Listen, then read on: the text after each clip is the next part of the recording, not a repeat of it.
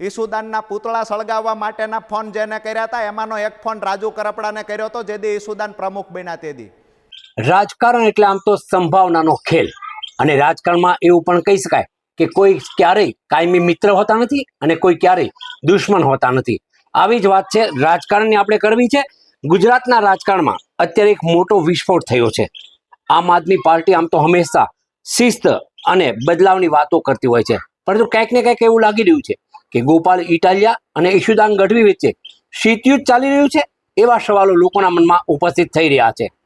બીજી બાજુ તાજેતરમાં જ રાજુ કરપડાએ એક ગંભીર આક્ષેપો કર્યા છે. એ આક્ષેપો જો સાચા હશે તો કહી શકાય કે ગુજરાતમાં આમ આદમી પાર્ટીના પગ નીચેથી જમીન સરકી જાય તેવી આ વાત છે.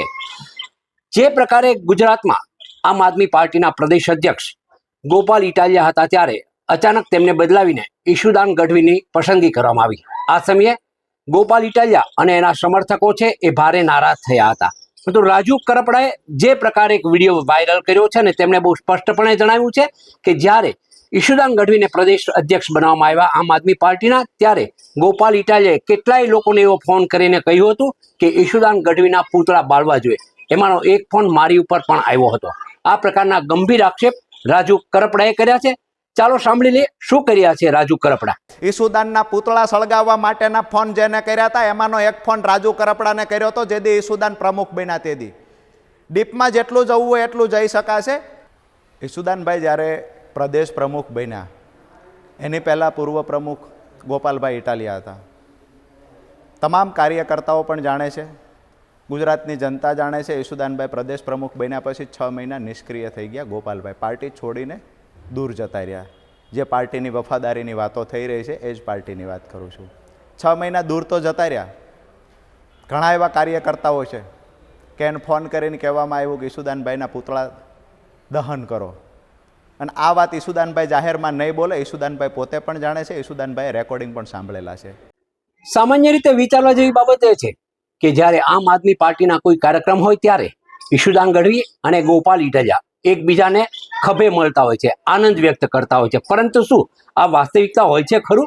આવા સવાલો પણ લોકોના મનમાં જોવા મળતા હોય છે. જ્યારે આ દ્રશ્યો જોવા મળતા હોય છે ત્યારે લોકો વિચારતા હોય છે કે શું આ બંને નેતાઓ ખરેખર એક જ છે અથવા તો તેમની વચ્ચે શીતયુદ્ધ ચાલી રહ્યું છે. બીજી બાજુ આ આરોપો મામલે હજુ સુધી ગોપાલ ઇટાલિયા કે ઈશુદાન ગઢવીએ કોઈ પ્રતિક્રિયાઓ આપી નથી, અને એના કારણે લોકોના મનમાં આમ આદમી પાર્ટી પ્રત્યે કહી શકાય કે અનેક પ્રશ્નો ખડા થયા છે. બીજી બાજુ પણ વાત એવી પણ છે કે શું આ માત્ર એક નેતાનો અંગત બળાપો છે કે પછી આમ આદમી પાર્ટી નામના વાણમાં પડેલું આ ગાબડું આગામી દિવસોમાં વધુ મોટું થઈ શકે છે? એવા સવાલો પણ અહીં ઊભા થયા છે.